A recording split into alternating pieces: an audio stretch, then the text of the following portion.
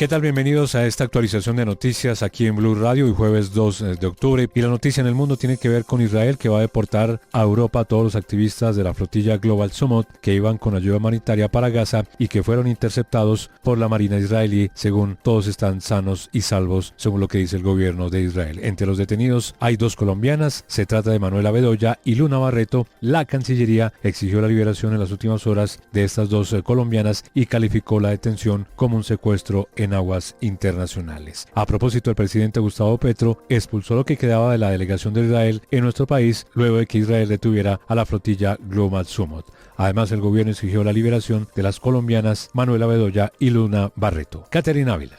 Luna Barreto y Manuela Bedoya son 2 colombianas que integran la Comisión Colombiana del Movimiento Global a Palestina. Ambas fueron capturadas junto a sus compañeros mexicanos durante una operación de Israel. Luna es educadora social y activista por la tierra y los derechos de las naciones indígenas. Tiene 24 años y vive en el exilio en Jordania junto a su esposo palestino. Ella narró cómo sucedió la intervención. Global Flotilla en este momento está siendo interceptada, estamos rodeadas por barcos militares, estamos en aguas internacionales.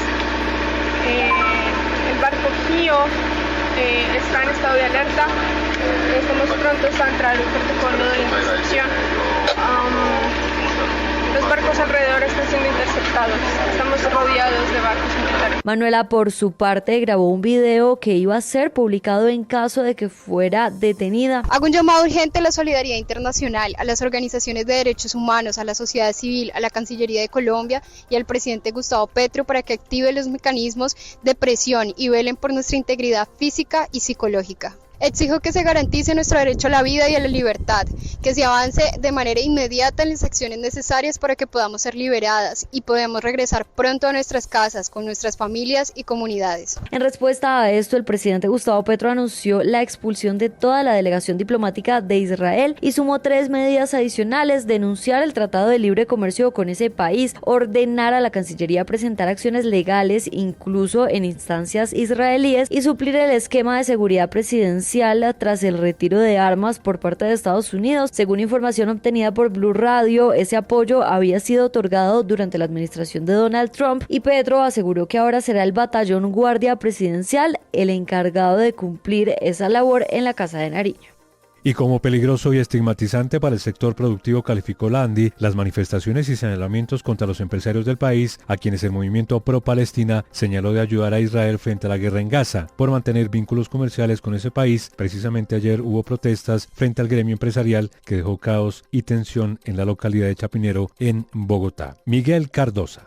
Slobodan, buenos días. La Asociación Nacional de Industriales respondió a los señalamientos del Movimiento Global Pro-Palestina. El presidente de la ANDI, Brook McMaster, aseguró que los vínculos fuera de lo común que pretenden adjudicarles con Israel son afirmaciones falsas y peligrosas que buscan estigmatizar al sector productivo. Recalcó que los intercambios comerciales no obedecen a ideologías, sino a la necesidad de generar empleo, ingresos y oportunidades para millones de familias en el país.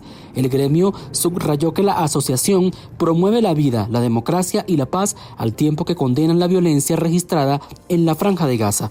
Pero McMaster también advirtió que no es conveniente poner en riesgo la estructura de relaciones económicas, ya que corresponde al gobierno nacional definir y liderar esa política.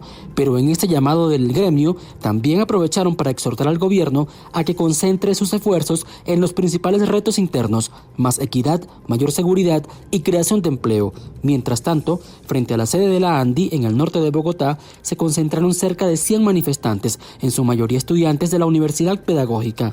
El grupo criticó los vínculos comerciales con Israel y lanzó fuertes descalificaciones contra el empresariado nacional. Pero esa protesta generó caos en las vías cercanas. Desde las 5:30 de la tarde hubo cierres entre las carreras 7ª y 9ª en las calles 72 y 73. Aunque eran cierres intermitentes, generaron congestión, además de la tensión en la zona por varios altercados que se registraron con los uniformados del UNDEMU.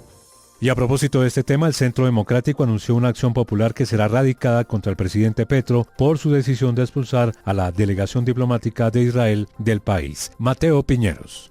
El presidente Gustavo Petro anunció algunas acciones tras la detención de 2 ciudadanas colombianas que iban a bordo de la flotilla Global Summit, la cual buscaba llegar a Gaza con ayuda humanitaria. Petro habló de un nuevo crimen internacional por parte del primer ministro de Israel, Benjamin Netanyahu, y expulsó a la delegación diplomática de Israel en Colombia. Esto llevó a que el Centro Democrático anunciara que hoy va a interponer una acción popular contra el presidente Petro. Desde ese partido político dicen que esta acción busca proteger los derechos colectivos de los colombianos que se verían afectados a raíz de la decisión del presidente. La senadora Paola Holguín. Nos preocupan estas reacciones de Gustavo Petro, nos preocupa que viene alineando a Colombia con regímenes antidemocráticos mientras se aleja cada vez más de los países que han sido aliados tradicionales de Colombia. El presidente Gustavo Petro también informó que Colombia denunciará el Tratado de Libre Comercio con Israel. Y cambiamos de tema porque en Bogotá sigue la incertidumbre sobre qué va a pasar con los próximos conciertos programados en el Vive Claro. El siguiente, como recordamos, es el de Guns N' Roses, programados para el próximo martes 7 de octubre, pero la Secretaría de Gobierno negó el permiso en primera instancia. Mientras tanto, expertos piden los estudios del IDIGER para analizar si es seguro o no este nuevo escenario. Laura Alejandra Moreno. A 5 días del concierto de Guns N' Roses en el Vive Claro, todavía no hay permiso para su realización. Ayer la Secretaría de Gobierno negó en primera instancia la autorización, argumentando que siguen pendientes conceptos de entidades como el IDIGER, bomberos, la Secretaría de Movilidad y la Policía Metropolitana de Bogotá. Uno de los organizadores, Páramo Presenta, le dijo a Blue Radio que no hay novedad por ahora, mientras que cada entidad asegura que está a la espera de la respuesta del IDIGER. La conversación en torno al Vive Claro no solo está en los documentos, sino también en la seguridad del lugar. El IDIGER ya había emitido, antes del fallido concierto de Kendrick Lamar, un concepto técnico que incluía observaciones sobre graderías modulares, estudios de suelo, posibilidad de encharcamientos, vibraciones y manejo de aglomeraciones. Por eso la Sociedad Colombiana de Ingenieros también pidió ayer que se revelen los informes técnicos del lugar antes y después del concierto de Green Day, que sí se llevó a cabo el 24 de agosto con el aforo completo y con el que se inauguró el lugar, para entender qué cambió entre ese evento y el que terminó cancelado semanas después. En ese mismo panorama de permisos negados está el concierto del cantante de música popular Luis Alfonso, que está programado para este sábado en el Estadio Nemesio Camacho El Campín. Ese evento también recibió una primera negativa el pasado 19 de septiembre por falta de al menos 8 documentos, aunque aquí ya no hablamos de la seguridad de la estructura. Se espera tener una respuesta definitiva de este evento antes del viernes. El alcalde Carlos Fernando Galán, por su parte, explicó que este tipo de negativas iniciales son parte del trámite. Los empresarios radican las versiones preliminares, reciben observaciones y luego ajustan. Sin embargo, tras la cancelación de Kendrick Lamar el mismo día y a la hora del show, anunció que buscará evitar que la decisión final llegue tan tarde y que el permiso se tenga mínimo 5 días antes. Por ahora, Bogotá y los asistentes seguimos a la expectativa de la realización de estos 2 eventos masivos en los próximos días. Y es noticia el ministro del Interior, Armando Benedetti, porque se reunió con los 16 exjefes paramilitares que fueron nombrados como gestores de paz por el gobierno Petro. Según Benedetti, ellos se comprometieron a decir la verdad, la cual tendría implicaciones también sobre la clase política del país. Cristian Correa.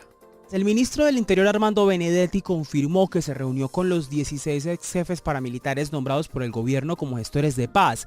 Dijo que sus revelaciones asombrarán al país porque no solo hablarían de la violencia que cometieron, sino también de la clase política que tuvo vínculos con ellos, incluyendo a actuales candidatos. Benedetti aseguró que esos testimonios se presentarán en los territorios más golpeados por el conflicto. Estoy seguro que va a asombrar a Colombia y sobre todo a la verdadera clase política que estuvo con ella en el establecimiento con ellos, que además es cómplice de varias muertes y masacres que se dieron en su momento. Varios de esos actores políticos hoy son candidatos. Ya veremos qué de todo eso termina siendo verdad o sustentándose en lo que se debe hacer. La directora del Departamento Administrativo de la Presidencia de la República, Angie Rodríguez, por su parte, recordó que el presidente Petro les encomendó al Ministerio del Interior, Presidencia y al Comisionado de Paz liderar este capítulo del proceso. La resolución que los designó como gestores de paz estará vigente hasta agosto del 2026, aunque las víctimas y organizaciones sociales cuestionan la medida por el riesgo de impunidad frente a crímenes de lesa humanidad. Y a la cárcel fueron enviados los 2 militares y la mujer que se hizo pasar como capitán del ejército para infiltrar una unidad militar y acceder a información de inteligencia y seguridad del presidente Gustavo Petro. Catalina Vargas.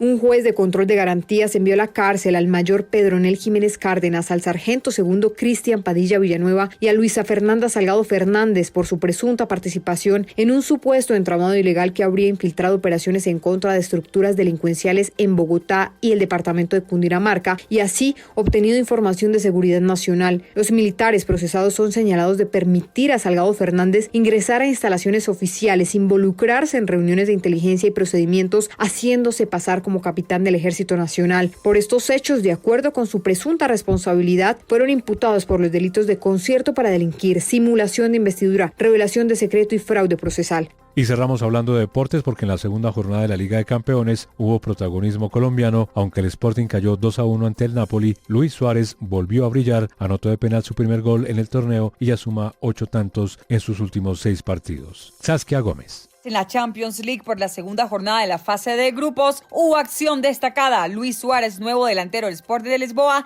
anotó su primer gol al minuto 62 frente al Napoli desde el punto de penal. Ese tanto significó el empate parcial, aunque finalmente los italianos se llevaron la victoria 2-1 con gol de Højlund. Confiança de vez também na Champions. Autorizado Luis Suárez. ¡Gol! El colombiano atraviesa un gran momento, suma 8 goles en sus últimos 6 partidos entre club y selección, consolidándose como pieza clave en el Sporting y en la Selección Colombia. En el clásico europeo entre Barcelona y PSG, los parisinos remontaron y vencieron 2-1. El Barça abrió el marcador con Ferran Torres, pero Mayulú igualó y en el minuto 90, Gonzalo Ramos sentenció la victoria del conjunto francés. Por otro lado, encendió alarmas la situación de Juan David Cabal, defensor colombiano de la Juventus, que salió lesionado al minuto 16 en el empate 2-2 contra Villarreal. Cabal recién había regresado tras una rotura de ligamento cruzado, por lo que preocupa esta nueva molestia tanto en el club como en la selección. Y en el Mundial Sub-20 se registraron marcadores claves. México y España empataron 2-2 con doblete de Gilberto Mora. Brasil cayó en su grupo y Argentina ganó en su compromiso. Finalmente hoy la selección Colombia Sub-20 enfrentará a Noruega en Talca, Chile, a las 3 de la tarde, en lo que será su segundo partido de fase de grupos. Un duelo crucial para seguir en carrera en el Mundial. Y hasta aquí esta actualización de noticias en Blue Radio. Como siempre les acompañó Slobodan Wilches. Feliz resto de día.